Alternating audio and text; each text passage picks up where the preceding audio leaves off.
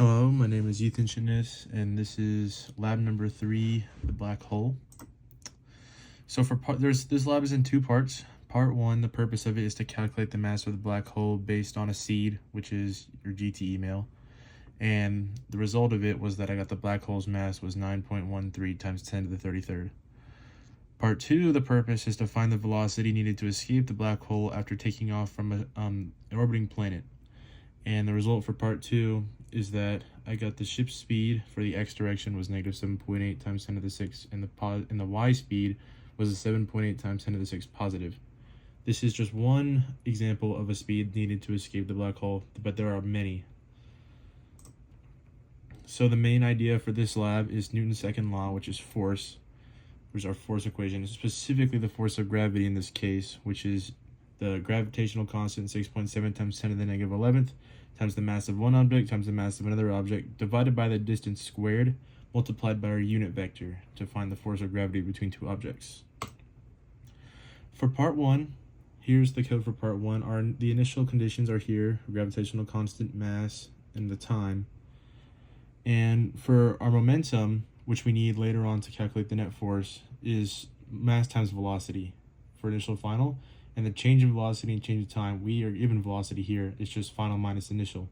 And the change in velocity over change of time is just delta p divided by delta t. And Newton's second law says that net force is equal to delta p over delta t. So we can just plug that in there. And we also need p hat, which is the magnitude, which is the momentum divided by the magnitude. And then we can get the change in p hat, which is this, the magnitude of the initial and final divided by delta time. And then to get the parallel is just the magnitude of p hat times the p hat.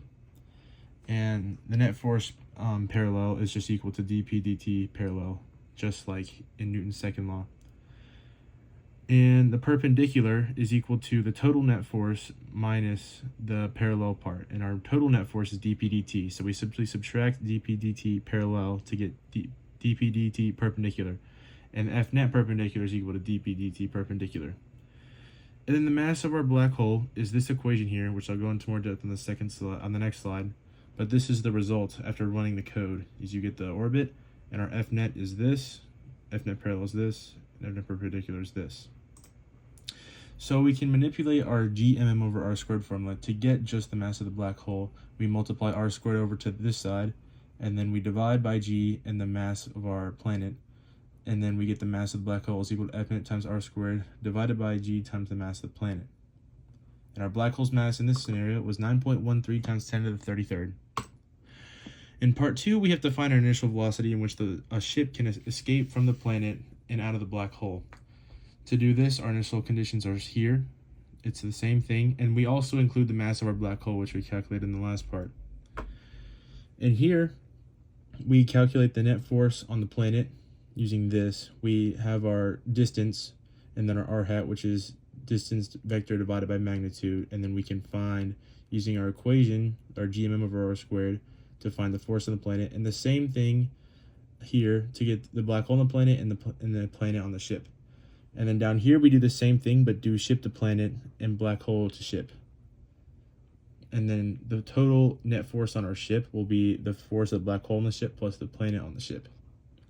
And then afterwards we can use the planet's net force on the ship and the black hole's net force on the ship to calculate the velocity of the planet and the velocity of the ship, and then which allows us to get the position of the planet at certain times and the ship's position after launching from the planet.